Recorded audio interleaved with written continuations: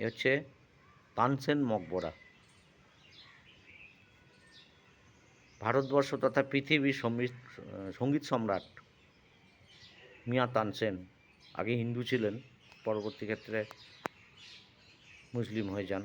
আকবরের নবরত্নের এক মহারত্ন, যিনি দীপক রাগ গেয়ে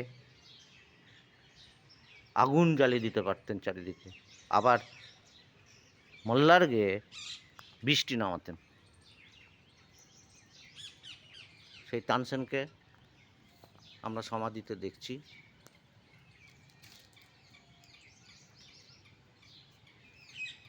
ওপাশে আছে গোলাম গাউসের সমাধি, ওই বড়টা, তাজমহলের মতন দেখতে। জায়গাটাও বেশ ভালো, খুব সুখেই আছেন পণ্ডিতজি।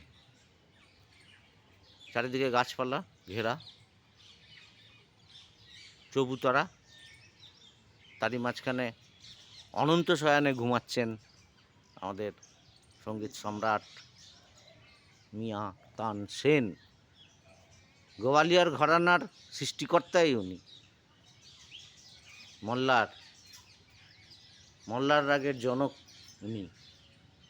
মেঘ মল্লার পরে আমরা তো দেখেছি অনেক শিল্পীকে গাইতে শুনেছি। অসাধারণ জায়গা, অসাধারণ লোক, আমরা সাধারণ হয়ে দেখতে এসেছি। নমস্কার এই সঙ্গীত শিল্পীর চরণে শতকোটি প্রণাম।